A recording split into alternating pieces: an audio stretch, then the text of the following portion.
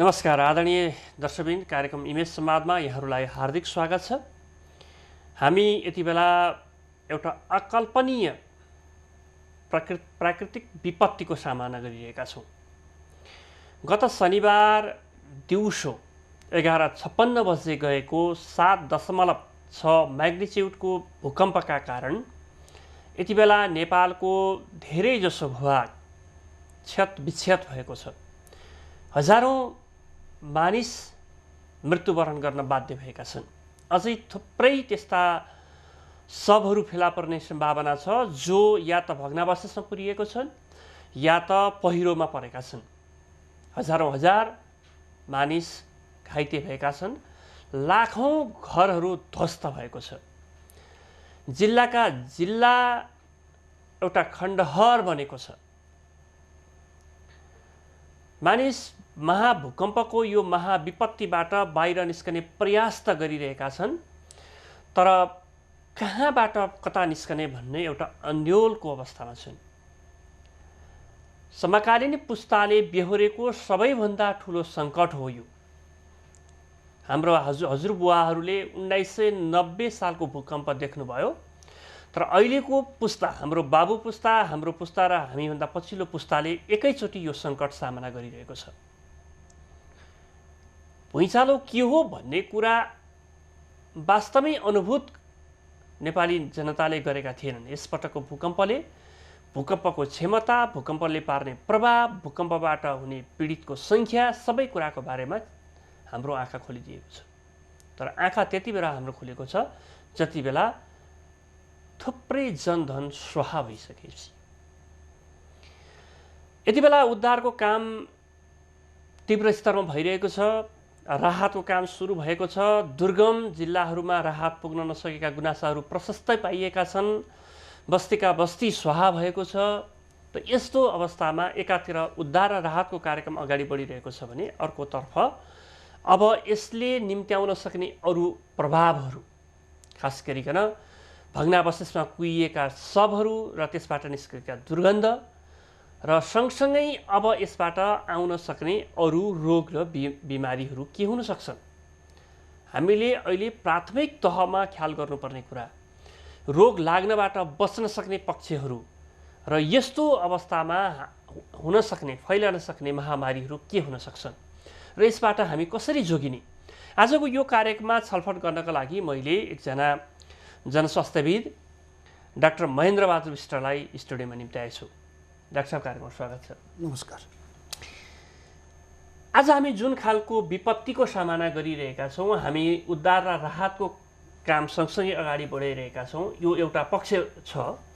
तर अब हामीले ध्यान केन्द्रित गर्नुपर्ने विषय के छ भन्दा यो जति पनि भूकम्पले लिएर आएको विनाश छ त्यसपछि आउन सक्ने अरू जनस्वास्थ्यका समस्याहरू के हुन सक्छन्, हामी कसरी बच्ने।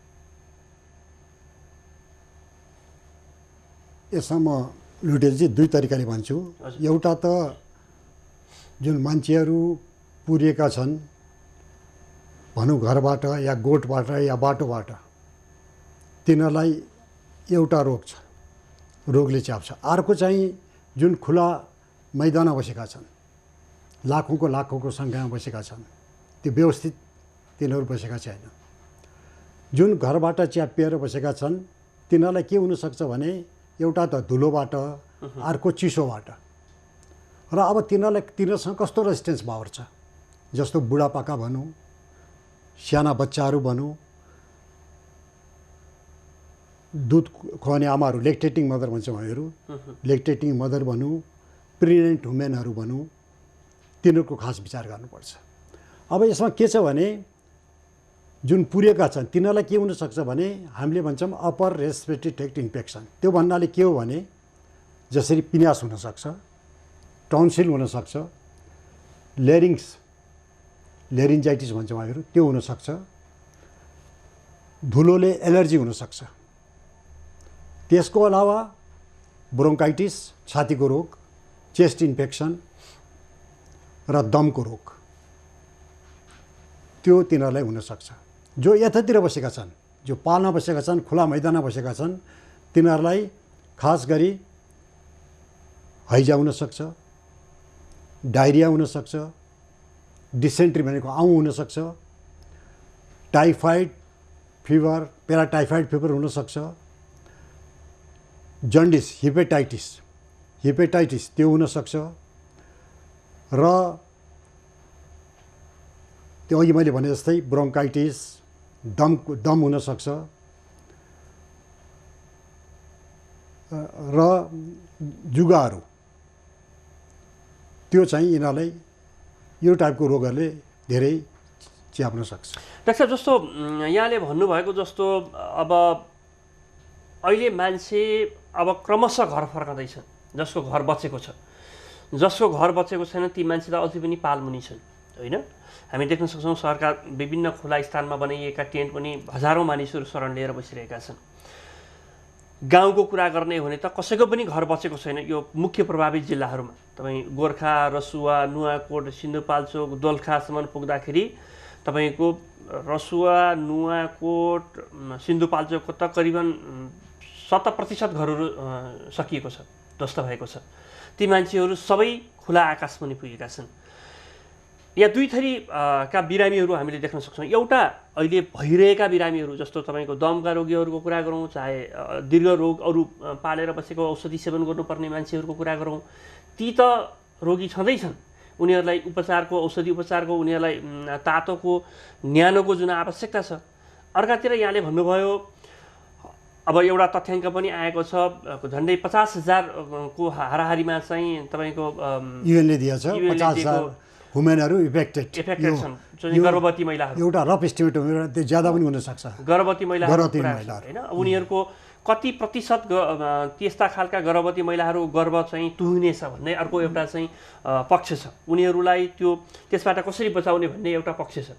अर्को यहाँले भन्नुभयो कि खुला आकाश मुनि बसेका छन्, यही बेला पानी आएको छ, पेटमा खानेकुरा हाल्ने कुरा छैन, चिसोमा बस्नु परेको छ, त यिनीहरू अब कसरी बस्ने, कसरी बचाउने यी मानिसहरूलाई? व्यवस्थित रूपमा यिनीहरूलाई बचाउनु पर्छ। अब सबभन्दा ठुलो कुरा लुटेजी पानी हो। अब उनीहरूसँग पानी नै छैन भने त ठुलो समस्या हो, किनभने पानीबाट नै पानी पिउने पनि चाहियो, हात धुनलाई पनि पानी चाहियो, खानु अगाडि खानु पछाडि पनि हात धुनलाई। अब म 4वटा कुरा भन्छु यहाँ। एउटा झिँगाबाट, झिँगाले म्याक्सिमम रोगहरू फैलाउँछ। अर्को खानाको कमी, फुड ब्यालेन्स डाइट र खानेकुरा भएन। जस्तो अघि हामीले कुरा गऱ्यौँ 50,000 आइमाईहरू प्रेग्नेन्ट हुनेहरू इफेक्टेड छन् भनेपछि अब त्यहाँ त कतिको त मिसक्यारेज भइसक्यो। त्यसको अलावा तिनीहरूको ब्यालेन्स डाइट, खानेकुराहरू जस्तो आइरन, सप्लिमेन्ट्री भिटामिनहरू खाद्य पदार्थमा कति छ? अब उनीहरूको घरमा खाना नै छैन, त्यो एउटा ठुलो समस्या छ। त्यसपछि अर्को फिसेस भन्छौँ, दिशा। यो दिशामा के हुन्छ भने अब जताभावी दिशा गरेको छ। अहिले टेम्पोरेरी टेन्ट बनाएर, लेट्रिन बनाएर दिशा गराइदिएको राम्रो हुन्थ्यो, त्यसपछि त्यसलाई ढाकिदिने। अहिले यहाँ ओपनमा दिशा गरेको छ। त्यो गरिकन के हुन्छ भने चाहिँ लुटेलजीको त्यो पानीको पाइप त्यहाँबाट गएको छ र त्यहाँ लिकेज छ भने त्यो दिशा त्यहाँ जान सक्छ। त्यो त्यहाँ गइदियो भने तपाईँको त्यो महामारीको रूप लिन सक्छ। अब यो महामारीमा मैले अघि भनिसकेँ, हैजा, डायरिया, टाइफाइड, प्याराटाइफाइड र जन्डिस। त्यसको अलावा अहिले ठुलो समस्या जुन जाजरकोटमा आयो, रुवाखोकी। रुवाखोकीबाट भन्न मतलब इन्फ्लुएन्जा भनौँ, त्यसबाट पनि लाखौँ मान्छे मर्न सक्छन्। यदि हामीलाई ज्वरो आएको छ, खोकी लागेको छ, टाउको दुखेको छ भने चाहिँ हामी डाक्टर कहाँ जानुपर्छ तुरुन्तै, या अस्पतालमा जानुपर्छ। होइन भने न त हामीले प्रिभेन्सन कसरी गर्ने? मास्क लगाउनै पर्छ। मास्क लगाउने, उमालेर। सबभन्दा बेस्ट के छ भने यदि हामीले राम्रो उमालेर पानी खायौँ भनेपछि हामीले वाटरबोर्न डिजिजबाट 80% बाँच्न सक्छौँ हामी। यहाँले भन्नुभएको कुरा प्राथमिक कुरा मानिसले गर्न सक्ने, आफैले गर्न सक्ने कुरा चाहिँ पानी उमालेर खानुपर्छ, होइन? जसले 80% रोगहरू हामी नियन्त्रण गर्न सक्छौँ, त्यसबाट हामी जोगिन सक्छौँ। तर समस्या यहाँनिर के छ भन्दा त्यो पानी उमाल्नको लागि एक त पानी चाहियो, फेरि आगो चाहियो, होइन? त्यसको लागि आगो चाहियो, ग्यास चाहियो। अब अहिले जो मान्छे सडकमा पुगेको छ उसले त्यति व्यवस्थित ढङ्गले पानी तताएर उमालेर खान सक्छ कि सक्दैन? एउटा प्रश्न हामीसँग छ। त्यो ठुलो च्यालेन्ज छ, एकदम चुनौतीपूर्ण कुरा छ। तर त्यति हुँदाहुँदै पनि हामी यो कार्यक्रम मार्फत पनि हाम्रो कार्यक्रम सुन्ने हेर्ने आम दर्शक श्रोताहरूलाई भन्न चाहन्छौँ कि कुनै ढङ्गले पानी उमालेर खाने कुरामा तपाईँहरूले हिचकिचाट नगर्नुहोला, होइन? किनभने चाहिँ यदि हामीले पानीले उमालेर खायौँ भनेपछि यो वाटरबोर्न डिजिज भनौँ न, जो विभिन्न टाइपको अहिलेको मैले भने त्योबाट हामी मजाले बाँच्न सक्छौँ। त्यो भाइरस ब्याक्टेरिया मरिहाल्छ। अब उपचारको जुन सन्दर्भ छ, यहाँ स्वास्थ्य सेवा विभागको पूर्व महानिर्देशक पनि हुनुभयो, यहाँले नेपालको स्वास्थ्य जनशक्तिको अवस्था पनि यहाँलाई थाहा छ, हामीले उपलब्ध गराउने औषधिहरूको पनि कुरा यहाँलाई थाहा छ। त्यसरी हेर्ने हो भने आजका दिनमा जुन सङ्कट र विपत्ति हामीलाई आइरहेको छ, हामीसँग भएको जनशक्ति पर्याप्त यथेष्ट छ ती प्रभावित गाउँ टोलसम्म प्रभावित भएका मान्छेहरूलाई यो स्वास्थ्य सेवाको चाहे त सूचनासम्मको कुरा गरौँ न, स्वास्थ्य सूचना मात्रै प्रवाह गर्न सक्यौँ भने अहिलेको लागि ठुलो राहत हुनसक्छ। त्यो हिसाबले हेर्ने भने स्वास्थ्य सूचनाको सन्दर्भको कुरा, स्वास्थ्यको अरू सेवा पुर्याउने कुरा गर्नेका लागि हामीसँग त्यो सक्षम जनशक्ति हामीसँग छ। तर अहिले यो भयावह जो रूप लिएछ त्यसलाई धान्ने जनशक्ति छैन। एउटा त हामीसँग फिमेल हेल्थ कम्युनिटी भोलिन्टियर भन्छौँ हामीहरू, महिला स्वयंसेवी छ, तिनीहरूले धेरै राम्रो काम गरिरहेछन्, तिनीहरूलाई हामी मोबिलाइज गर्न सक्छौँ। अर्को ऱ्यापिड रिस्पोन्स टिम भन्छौँ हामीहरू। ऱ्यापिड रिस्पोन्स टिम भनेको के, कुनै ठाउँमा पनि महामारी भयो भने त्यो टिम तुरुन्त त्यहाँ पुग्छ। तर अब यो अहिले त गाउँका गाउँ नष्ट भएका छन्, यो सबै ठाउँमा पुगाउनु त गाह्रो छ। तैपनि अब volunteer organisations, international organisations, NGO र सरकार मिलेर समन्वय गरेर कोअर्डिनेसन गरेर यसमा विभिन्न ठाउँमा कुन ठाउँमा कस्तो छ त्यो टाइपको टिम पठाउनुपर्छ। जस्तो फिमेल हेल्थ कम्युनिटी भयो, ऱ्यापिड रिस्पोन्स टिम भयो, भोलिन्टियर अर्गनाइजेसन्सहरू छन्, आइएनजिओ, एनजिओ, यी सबैलाई मोबिलाइज गर्नुपर्छ सरकारले। सरकारले मात्रै सक्छु भन्ने सम्भावना छैन। जस्तो टिचर्स एसोसिएसन भनौँ, यस्तो विभिन्न टाइपको अर्गनाइजेसनहरू, रेड क्रस सोसाइटी, यिनीहरूलाई मोबिलाइज गर्नुपर्छ। साहब, हामीले बाहिर पनि यस्तो खालको महाविपत्तिमा परेका देशहरूको अवस्था हेरेका छौँ र खास गरिकन हाम्रो जस्तो आर्थिक, सामाजिक, सांस्कृतिक र शैक्षिक पृष्ठभूमि भएका देशहरू, खास जहाँ चेतनाको स्तर कम छ, जहाँ आर्थिक अवस्था कमजोर छ, जहाँ अत्यधिक राजनीतिकरणले हाम्रा चाहिँ संस्थाहरू कोल्याप्स भएका छन्, त्यस्ता ठाउँहरू, नेपालको जस्तै नियति बिहोरेका ठाउँहरूको हेर्ने हो भने पछिल्लो उदाहरणको रूपमा हामी हाइटीलाई लिन सक्छौँ। त्यहाँ केही वर्ष अगाडि गएको भूकम्प, होइन, त्यहाँबाट चाहिँ जुन झाडा पखाला सुरु भएर त्यसले हैजाको रूप हुँदै जुन त्यहाँ एउटा अर्को विपत्ति महामारीको रूप वर्षौं लियो। त्यसलाई हेर्दाखेरि त्यसलाई एउटा उदाहरण, त्यसलाई एउटा पाठको रूपमा हेरेर नेपालले सिक्न सक्ने कुराहरू के हुन्? लेसन लर्न भन्छ त्यसलाई। अब के गर्नुपर्छ भने सरकारले सबभन्दा पहिले त जुन टेन्टमा खुला आसमानमा बसेका छन् तिनलाई व्यवस्थित गर्नुपर्छ, धेरै इम्पोर्टेन्ट छ। त्यसका लागि के गर्यो भने त्यो व्यवस्थित हुन सक्छ? होइन, अब एउटा अहिले भनौँ जस्तो भुइँचालो अहिले धेरै कम भइसक्यो, जसको घर ठिक छ उसले त घर फर्किनु पऱ्यो नि अहिले त। अब त्यहीँ बसिदिएर त्यही दिशा पिसाब गरेर रोग फैलाउनु त ठिक छैन नि। जस्तो अहिले रोग उसबाट नि फैलिन सक्छ। जस्तो मैले भने नि रुवा खोकी ज्यादातर टच विकराल रूप लियो नि यसले, स्वाइन फ्लूले। अब यहाँ नहोला भन्ने छैन, इन्फ्लुएन्जा त्यो हेर्नेखेरिमा ज्वरो आउने, टाउको दुख्ने, खोकी लाग्ने, भनौँ न बडी एक हुने हो। तर के हुन्छ भने चाहिँ त्यसले अब मान्छेलाई आइडियै छैन।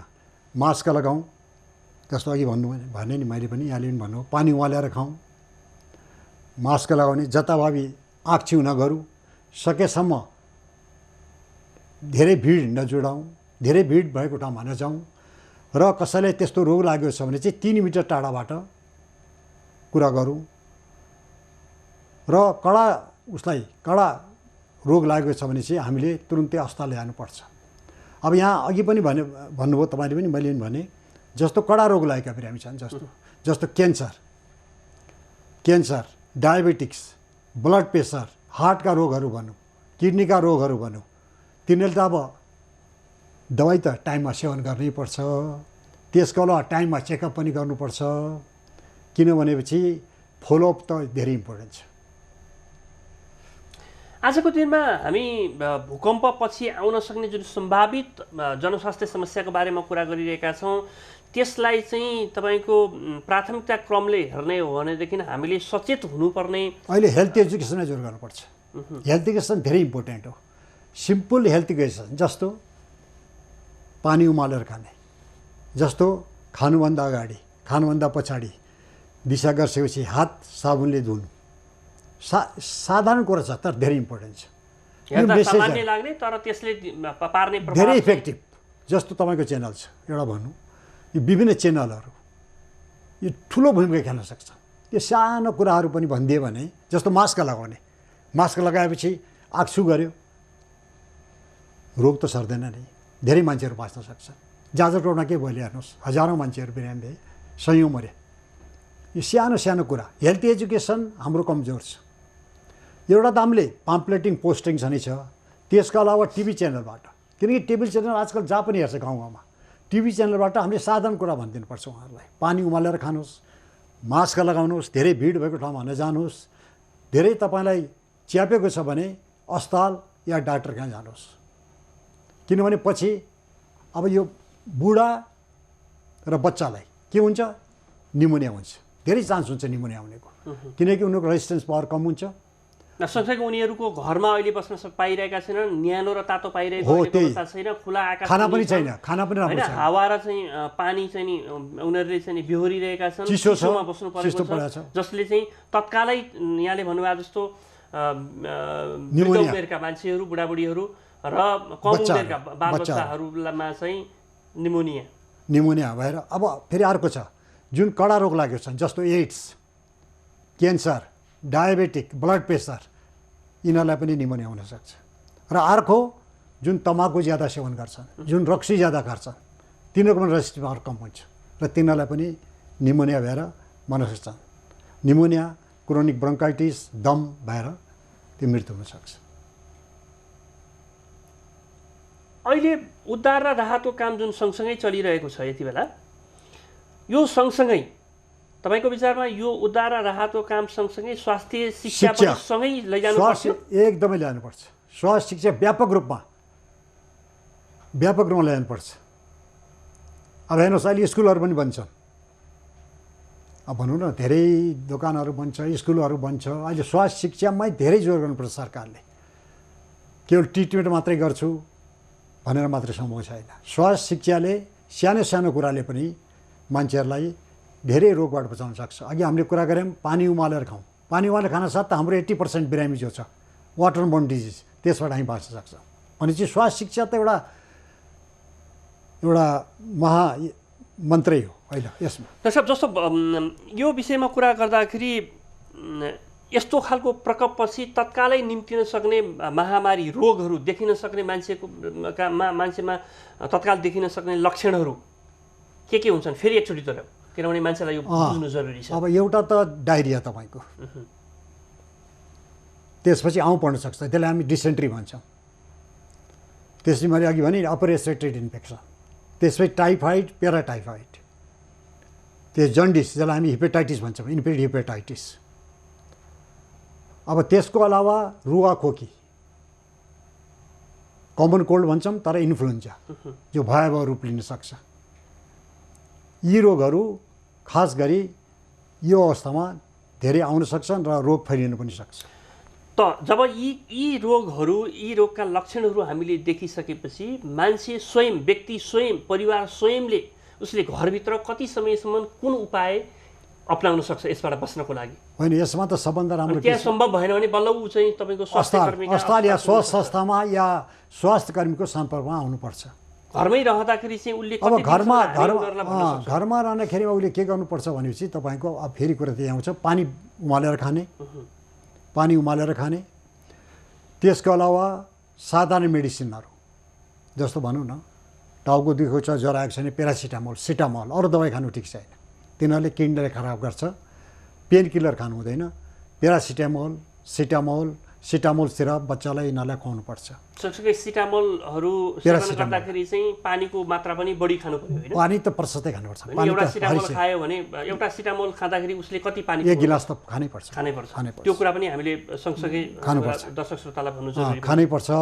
त्यसपछि खोकिला भने कफ सिरप खानुपर्छ। तर 3 दिनसम्म हामीलाई ज्वरो ठिक भएन, ज्वरो आइराख्यो भने चाहिँ हामीले कुनै पनि श्वास संस्थामा या स्वास्थ्य विज्ञ या कुनै पनि भनौँ न श्वाससँग सम्बन्धित निकायसँग सम्पर्क गर्नुपर्छ। आजको दिनमा काठमाडौँ उपत्यकाभित्र त हामी अब सुविधा सम्पन्न अस्पतालहरू देखिरहेका छौँ। हाम्रा चिकित्सकहरू पनि काठमाडौँ केन्द्रित छन्, उहाँहरूसँग हामी सेवा लिन सक्छौँ। तुलनात्मक रूपमा अब यो सहरीकरणभित्र सहरभित्रको मा देखिने रोगहरूको हामी चाँडो निदान गर्न सकौँला। तर हामी कुरा गरिरहेका छौँ काठमाडौँभन्दा बाहिर, कुरा गरिरहेका छौँ सहरभन्दा बाहिर, कुरा गरिरहेका छौँ जहाँ वर्षौँसम्म स्वास्थ्य कर्मीहरू उपस्थित भइरहेका छन्। दुर्गम क्षेत्रको कुरा गरिरहेका छौँ, जहाँका मानिसका लागि कोही स्वास्थ्य कर्मी भनेको, कोही डाक्टर भनेको, कोही चिकित्सक भनेको उनीहरूका लागि अघि हामीले कुरा गर्दैथ्यौँ महिला स्वास्थ्य स्वयंसेविका, अघि हामीले कुरा गर्दैथ्यौँ ग्रामीण स्वास्थ्य कार्यकर्ता, तिनै हुन् तिनका लागि डाक्टर, तिनै हुन् तिनका लागि चाहिँ MBBS गरेका MD गरेका डाक्टर चिकित्सक। र कतिपय ठाउँमा त ती मानिसहरू पनि पुगिरहेका छैनन्। त्यो ठाउँमा हामीले यो सेवा कसरी पुर्याउने डाक्टर? अब त्यहाँ चाहिँ हामीले के गर्नुपर्छ भने चाहिँ यदि हामीसँग केही छैन भने तर पानी त चाहियो, त्यसपछि नुन चिनी र पानी। अब डिसेन्ट्री डायरिया या कुनै पनि रोग त्यस्तो भएको छ भने त्यो पानी प्रशस्त पिउने। नुन चिनी र पानीको मात्रा कसरी मिलाउने त्यो पनि अलिकति बताइदियो हामी। अब यो कस्तो हुन्छ भने चाहिँ 1:4 भनौँ न सिम्पल, त्यो हिसाबले हामीले जीवन जल भन्थ्यौँ नि हामी पहिले, त्यही हो। अब हामीसँग केही छैन भने हामीले नुन चिनी र पानी उमालेर खानिदिने, बच्चालाई बुढालाई आफूलाई जसलाई रोग लागेको छ। त्यसबाट पनि डिहाइड्रेसन भनेको के भने चाहिँ पानी हाम्रो जो छ शरीरको त्यो चाहिँ खतम भएर जान्छ। जब हामीलाई झाडा पखाला लाग्छ हाम्रो शरीरमा पानी कम भएर जान्छ, कम हुँदै जान्छ। यसरी हामीले पानी नै प्रशस्त पिउने हो। अब खानेकुरा पनि जस्तो भनौँ जाउलो भनौँ त्यसमा पानी नै चाहियो। गेडागुडीको रस खान पाए राम्रो, धेरै सबैको लागि, प्रेग्नेन्ट वुमेन, लेक्टेटिङ मदर, बिरामीहरू सबैको लागि गेडागुडीको रस पनि अमूल्य हो। त्यसले पनि हामीलाई धेरै फाइदा गर्छ। यदि हामीसँग केही छैन भने त्यो गर्नुपर्छ। अब अलिकति जनस्वास्थ्यका दृष्टिले कुरा गरौँ डाक्टर साहब। अब यति बेला हामी एउटा विपत्तिमा छौँ, हामीले खोजेको कुरा तत्काल न बजारबाट किन्न सक्ने अवस्था छ, न पसलहरूबाट किन्न जुटाउन सक्ने अवस्था छ। मानिसहरू राहतका लागि चाउचाउको पोका कुरिरहेको अहिलेको अवस्था छ। त्यही बिचमा यहाँ अघि हामीले छलफल गऱ्यौँ थुप्रै गर्भवती महिलाहरू छन् जो गर्भ बोकेर बसेका छन्। यो एस्टिमेट गर्दा 50,000 छन्, ज्यादा होला तर त्योभन्दा बढी पनि हुनसक्छ। थुप्रै तपाईँका लेक्टेटिङ मदर एकदम होइन, उनीहरूलाई पनि खाना पुग्दैन। त्यो खाना नपुग्न साथ के हुन्छ नि बच्चाको डेभलपमेन्टको कुरा आउँछ फेरि। अब मैले तपाईँसँग बुझ्न चाहेको चाहिँ के भने त्यस्ता खालका मान्छेहरू जो हामीसँग छन्, जोसँग अहिले केही पनि छैन तर गाउँमा जे जुट्छ, जे प्राप्त हुनसक्छ, त्यस्ता कुराहरूलाई हामीले कसरी प्रयोगमा ल्याउन सक्छौँ? के हुन सक्छ त्यस्ता? जस्तो मैले भने नि सबभन्दा बेस्ट गेडागुडीको रस, जुनसुकै गेडागुडी, गेडागुडीलाई खान दिनुहोस्, त्यो बेस्ट हो। किनकि अब जहाँ पनि हुन्छ नि गेडागुडी त फटमास भयो, दालहरू भयो, त्यसलाई भिजाएर उम्रियो भने झन् राम्रो। त्यो शरीरको लागि त्यसको पोषण शक्ति धेरै हुन्छ। यदि छैन भने पनि त्यसलाई नै पकाएर खान दिउँ, त्यसले पनि धेरै न्युट्रिसियस खानाहरू दिन्छ। र हामीसँग जे सागसब्जी छ भनौँ न बारीमा जे छ, तर ग्रिन भेजिटेबल्सहरू त्यसले पनि धेरै फाइदा गर्छ। त्यसमा पनि भिटामिन धेरै हुन्छ। जस्तो कतिपय ठाउँमा मैले कुरा गर्दाखेरि अहिले यो भूकम्पमा परेका मानिसहरूले भनिरहेका छन् हामीले त एउटा गेडो धान पनि निकाल्न सकेनौँ, चामल अन्नपातको कुरा त सबै माटोमा मिल्यो। हामी सबै अहिले एउटा शिविर, शरणार्थी शिविर जस्तोमा बसेका छौँ र जसले त्यही तपाईँको माटोले पुरेको बाडा धान खोजेर माटो र धान छुट्याएर भनौँ कोदो छुट्याएर गहुँ छुट्याएर त्यसैलाई चाहिँ तपाईँको मिल घट्टामासम्म उनीहरूले पुर्याउन सक्ने छैन। मिल घट्टा पनि जोगिएका छैनन्। हामी खल हुनेले खलमा, सिलौटो हुनेले सिलौटोमा, तपाईँको चाहिँ जाँतो हुनेले जाँतोमा त्यसलाई चाहिँ पिसेर हामीले चाहिँ खोले खाइरहेका छौँ, खोले खाएर जीविका गर्दैछौँ भनेर थुप्रै मानिसहरूले मलाई फोन गरेका छन्। हो, त्यसमा तपाईँको जो खोले भन्नुभयो तपाईँको, त्यसैमा नै हरियो सागसब्जी जे जस्तो छ त्यसमा मिलाइदिने, गेडागुडी त्यसैमा मिलाइदिने तपाईँको, त्यो पनि न्युट्रिसियस फुड भएर जान्छ तपाईँको। त्यसो भने हामी यसो भनौँ कि तपाईँहरूसँग जे जस्तो छ, जे छ, तपाईँसँग चामल छैन, चामल यदि छ भने त्यसैमा सबै मिलाइदिने। यदि चामल छैन तपाईँसँग चाहिँ मकै भए मकै, कोदो भए त्यसमा हरियो सागसब्जी मिलाइदिनुहोस्, त्यसमा गेडागुडी मिलाइदिनुहोस्, जे तपाईँहरूसँग छ। किनभने अब अहिले विपदको बेलामा तपाईँले भनिसक्नुभयो अहिले अब चामल छैन, खानेकुरा छैन, तर जे जस्तो छ त्यसमा अब खिचडी भनौँ त्यो सबै मिलाएर खायो भने त्यो पनि एउटा न्युट्रिसियस फुड हुन्छ। नभएको खोज्नेतिर भन्दा पनि भएको जे प्राप्त हुन्छ त्यसलाई तपाईँको सबै मिलाएर खिचडी भनौँ न, मिक्सर गरेर खाउँ, त्यो पनि एउटा न्युट्रिसियस फुड भएर जान्छ, जसले तपाईँलाई ताकत पनि दिन्छ र रोगसँग लड्न सक्ने क्षमता दिन्छ, रोग हुन दिन्न।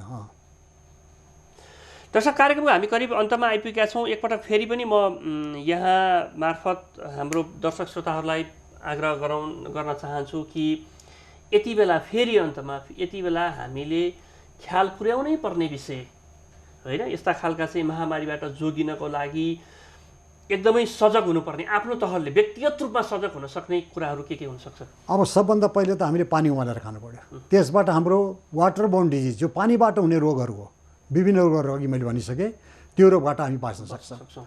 अर्को के छ भने अब हामीसँग खानेकुराहरू धेरै छैन, जे खानेकुरा छ, जे हरियो सागसब्जी छ, जे गेडागुडीहरू छ, त्यो सब मिलाएर खाइदियो भने हामीलाई रोगबाट बस्ने क्षमता दिन्छ र हाम्रो शरीरको रेजिस्टेन्स पावर बढ्छ।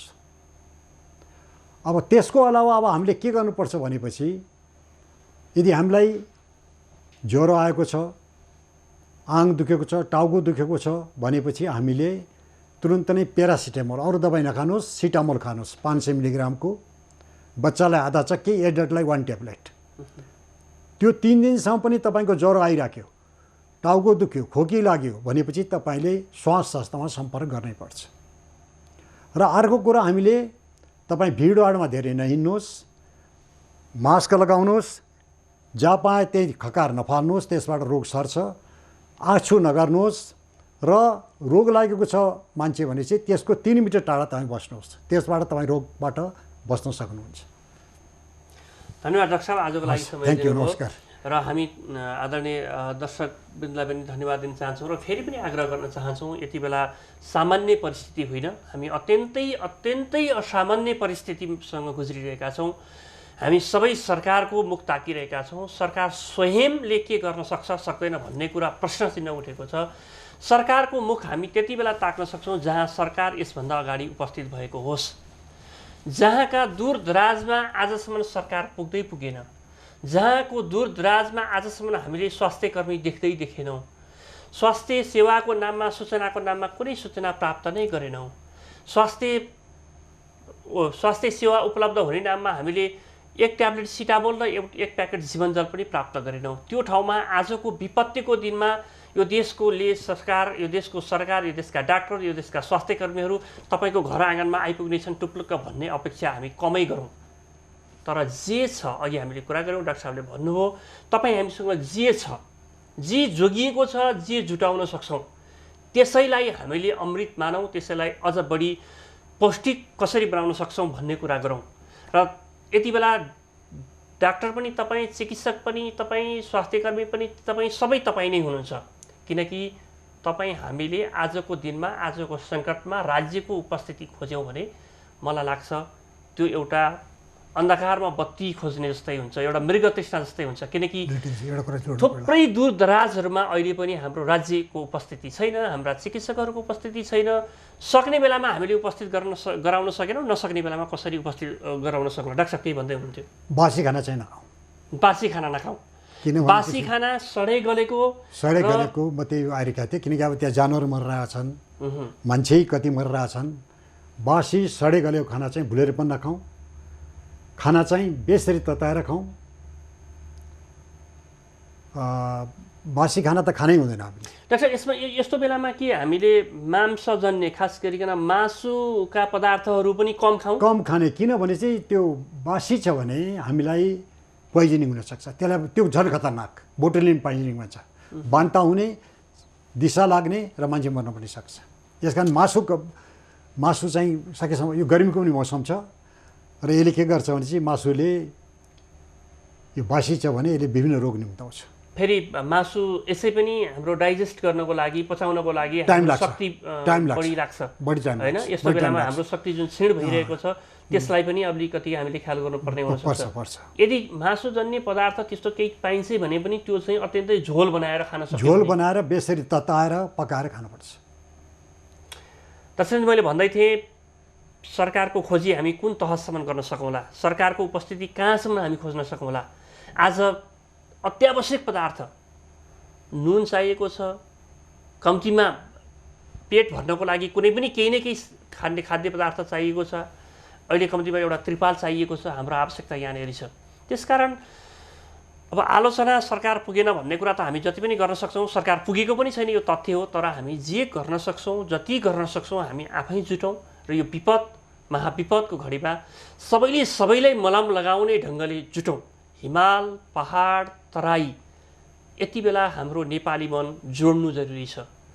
पहाड फुटेको छ, पहाड टुटेको छ, तराई यति बेला पहाड उक्लिनु पर्ने जरुरी छ। तराईका थुप्रै मानिसहरूलाई म यही कार्यक्रम मार्फत पनि आग्रह गर्न चाहन्छु, तराईमा बस्नुहुने हाम्रा नेपाली दाजुभाइ दिदीबहिनीलाई आग्रह गर्न चाहन्छु, तपाईँले उठाउने मुठी दान, तपाईँले गर्ने मुठी दानले रोइरहेको पहाडको मलम लाग्छ। जति बेला तपाईँलाई पीडा पर्छ पहाड जुट्नुपर्छ, पहाडलाई पीडा परेको बेला तराई जुट्नुपर्छ। त्यसैले यो आग्रह, यो मुठीदान तपाईँहरूले सुरु गर्नुहोस्। तराईमा रहनुभएका जति पनि हाम्रा आदरणीय नेपाली दाजुभाइ दिदीबहिनीहरू हुनुहुन्छ, त्यसले तपाईँ हाम्रो बिचको भातृत्व, तपाईँ हाम्रो बिचको एकता, तपाईँ हाम्रो बिचको एउटा राष्ट्रलाई पुनर्निर्माण गर्ने घडीमा तपाईँ हामी सबै एक ठाउँमा जुट्न सक्छौँ।